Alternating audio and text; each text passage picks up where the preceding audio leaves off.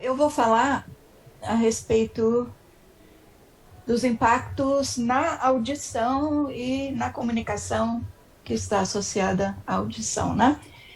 A estrutura é basicamente a mesma, deixa eu marcar aqui o meu tempo.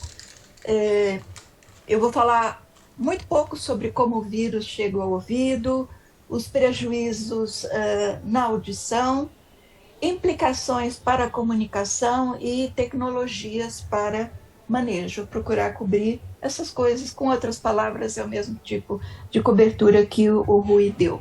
Tá? Então, o vírus ele pode chegar ao ouvido, pelo que se sabe, de duas formas. Uma é a, uma é a entrada pelo, pelo sistema olfativo, né? Em que, como o Rui já falou, essas células podem ser comprometidas e esse prejuízo ele se estender até o bulbo olfatório e daí, por espalhamento neural, a partir do córtex olfativo, chegar à região cortical da audição, tá? Então, essa é uma via que atinge o sistema auditivo central. Uma outra via é a de oclusão dos vasos que vão alimentar ou a parte vestibular ou a parte coclear do sistema auditivo. Então, tromboses podem ocorrer em posições diferentes com comprometimento da vascularização do ouvido, né? Bom, as principais características que se conhecem no momento sobre a perda auditiva na COVID são as seguintes. A pessoa relata uma perda auditiva de início súbito, né? A literatura relata uma recuperação da audição, pelo menos em parte, na maioria dos casos, tá? Isso está associado, e pelo menos em parte, ao tratamento com anti-inflamatórios, porque essa via neural ela gera um processo inflamatório, né? Há poucos relatos, mas alguns relatos dizem que a perda em geral é unilateral, o que, no meu entender, é compatível com trombose, né? Alguns casos, poucos, incluem relatos de sintomas vestibulares. Tá? Bom, a gente tem, esse é um dos trabalhos melhor documentados, é um caso de, um relato de Mustafa, um relato de perda auditiva, mesmo em pessoas assintomáticas para Covid. Ou seja, eu não preciso ter uma COVID grave para ter sintomas auditivos. O que eu tenho aqui?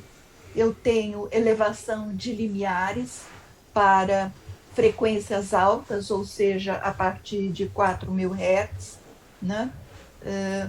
E eu tenho também evidência de comprometimento de células ciliadas externas que ficam na cóclea em função da avaliação de emissões otoacústicas, mostrando que em pessoas...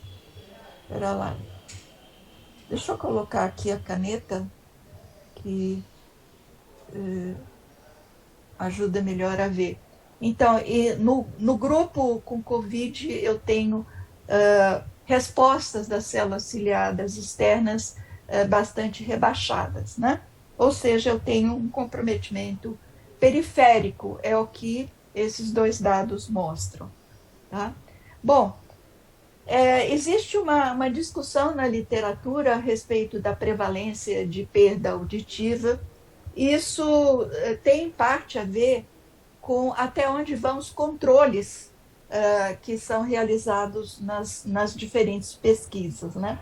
Então, por exemplo, eu tenho uma situação de pesquisa mostrando problemas auditivos em 6,2% dos pacientes com COVID.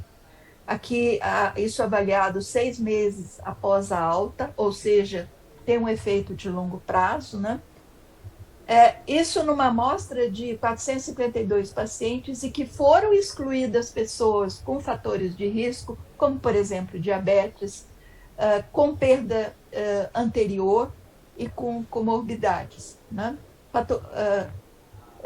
Diabetes é considerado comorbidade, um fator de risco considerado é idade, né? Bom,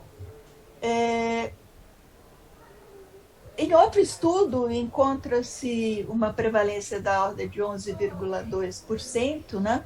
331 pacientes, e aqui foram excluídas pessoas com mais de 45 anos e que fizeram uso de medicação aflotóxica. Por quê? Essas duas variáveis, por si só, são preditoras de perda auditiva independente da COVID. Num outro estudo ainda, nesse caso aqui, a gente tem uma prevalência muito alta, 40,5%, né? Pacientes com COVID, tendo sido excluídas pessoas com perda auditiva anterior, mas incluídas pessoas idosas e com comorbidades. Ou seja, essas variáveis aqui, idade e comorbidade, são componentes principais da evidência de perda auditiva, né? Então, contribui com a ação do vírus. Mas nós temos situações que eu chamaria de falsos positivos, né? São pessoas com diagnóstico positivo e que podem já ter uma perda auditiva anterior, né? Mas que isso não foi verificado nos estudos, né? Especialmente idade avançada, né? Então, eu posso ter um diagnóstico positivo, mas que está associado a essas condições facilitadoras de perda auditiva. O outro problema, e esse está altamente politizado, é que algumas das medicações que são usadas para tratar a COVID, elas são por si só ototóxicas, né? Como é o caso da cloroquina, hidroxicloroquina, ivermectina e outras, né? O relato é que esses efeitos podem ser reversíveis se forem identificados prontamente e se forem tratados. Um tratamento típico é anti-inflamatório, tá? Mas esse dado é um dado, vamos dizer, sujo, né? Então, temos também os falsos negativos, né? E um falso negativo importante tem a ver com a forma como a perda auditiva é mensurada, né? Então, em muitos estudos, a perda auditiva é registrada através de medida de autorrelato. Só que se essas medidas não são acompanhadas de testes padronizados, elas podem gerar interpretações equivocadas, né? As pessoas não se dão conta de perdas leves e elas relatam ter uma boa audição quando, na verdade, elas têm algum grau de perda, tá? A prevalência de perda auditiva, ela pode também ser subestimada porque, e nós temos autores chamando atenção para isso, né? Elas não vêm sendo, a perda auditiva não vem sendo objeto de suficiente atenção clínica, porque ela é considerada não ser um sintoma primário da COVID e ela não é integrada aos protocolos de rastreio com o evento da pandemia. Então, você pode estar perdendo casos aqui. Bom, uma preocupação que eu tenho é que, no geral, essas medidas de perda auditiva, elas são sensíveis a perdas periféricas, ou seja, na cóclea, tá? Elevação de limiar, emissões otoacústicas alteradas, tal. Mas o que se sabe sobre as possíveis vias, os possíveis mecanismos de comprometimento da audição, eu tenho pela via da trombose, né, da redução da oxigenação, eu tenho a possibilidade de comprometimento direto do sistema auditivo central, né? E isso implica em dificuldades no processamento de alto nível. Isso requeriria avaliações psicofísicas de competências auditivas mais complexas, como orientação espacial, processamento de fala, né? E seria importante essas avaliações psicofísicas serem acompanhadas de avaliações neurobiológicas de estruturas corticais e subcorticais, coisa que eu não estou encontrando na literatura. Tá? Vamos falar agora um pouco a respeito das implicações do uso de máscara, né, e seus impactos para a comunicação. Tá? Bom, o que ocorre é que os estímulos visuais que a fala produz, a gente não pensa muito nisso, eles são facilitadores muito importantes da compreensão da fala do interlocutor, para qualquer pessoa, mas especialmente para o necessário de máscaras, criou dificuldades de comunicação oral para todo mundo, mas em especial para pessoas que desenvolveram perda auditiva. Né?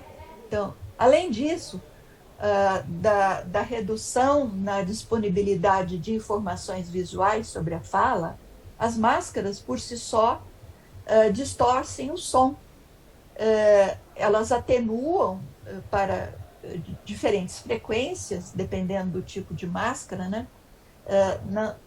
Aumentando a dificuldade na compreensão da fala, porque a pessoa tem uma fala amortecida. Então, uma fala amortecida, distorcida e com ausência de informações complementares visuais. Bom, o necessário aumento no uso de tecnologias para comunicação à distância potencializou o uso de recursos de amplificação ou de substituição, que são de acesso e qualidade variáveis. Acesso variável, em parte por causa do preço, e qualidade variável em função das características do recurso tecnológico. Né? O uso de teleconsultas, se por um lado foi uma coisa boa, né? Por outro lado, para o deficiente auditivo, acabou se tornando uma fonte de estresse, né? E acabou levando à redução na procura por atendimento à saúde, conforme relatam alguns autores. Né? Aqui a gente tem um estudo bastante interessante,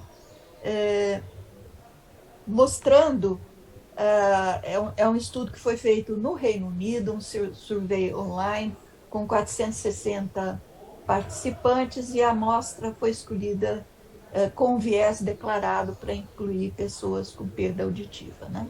Bom, então, quem são essas pessoas?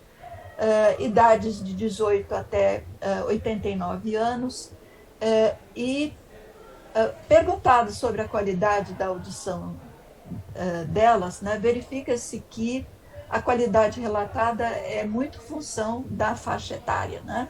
Então, pessoas mais jovens relatam uma proporção, em proporção maior, uma boa audição.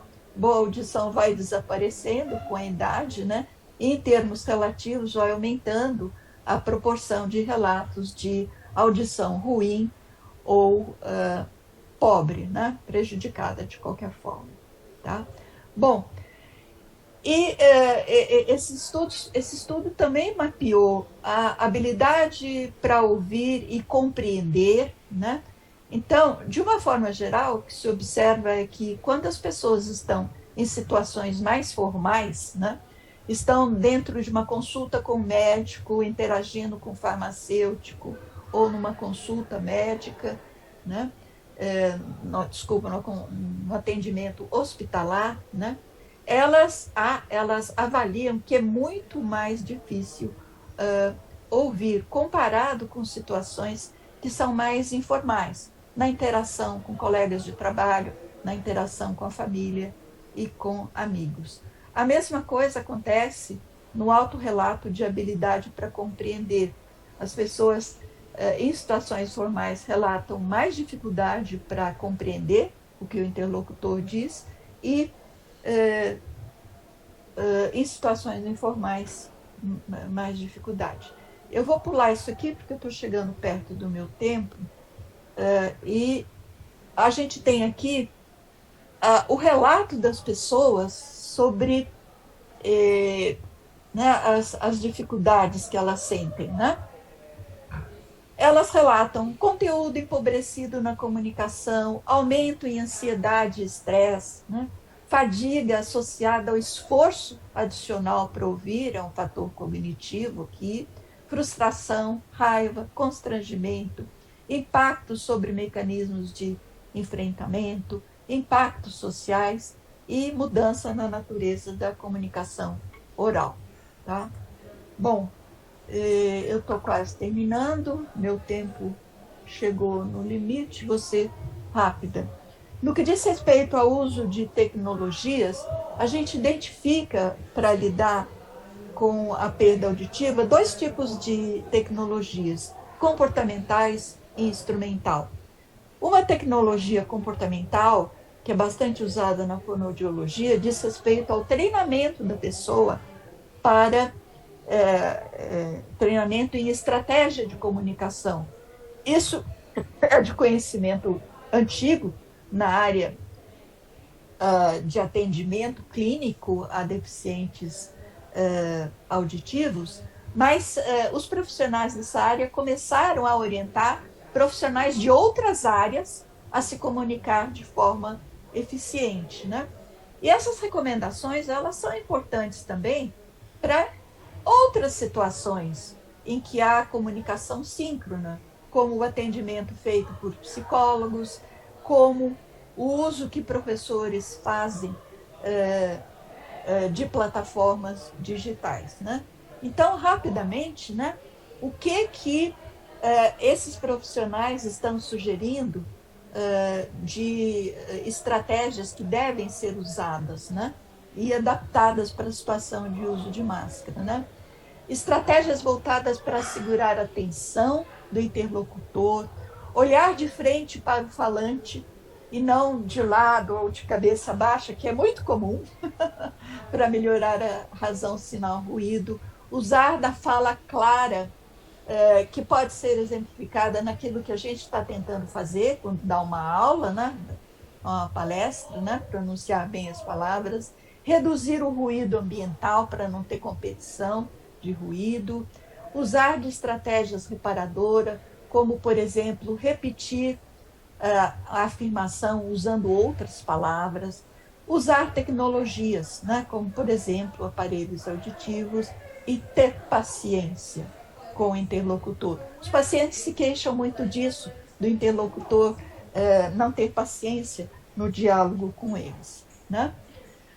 Por fim, né, falando nas tecnologias instrumentais, a gente tem.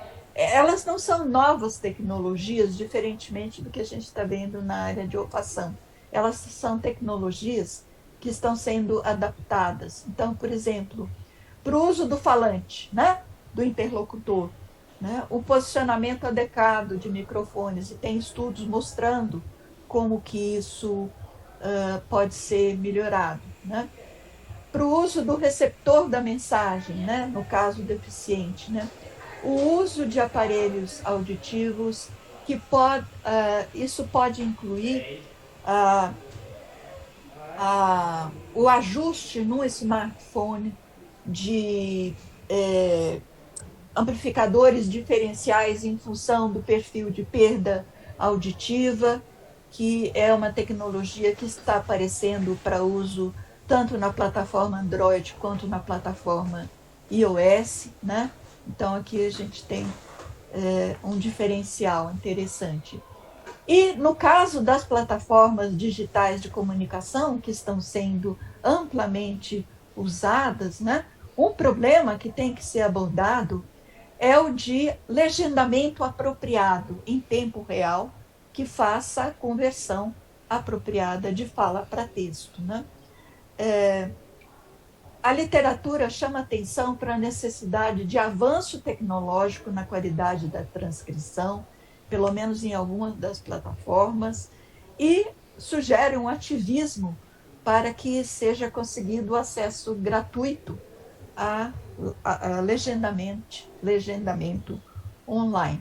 Bom, eu fico por aqui, agradeço esse meu contato, e eu encerro aqui a minha apresentação. Vou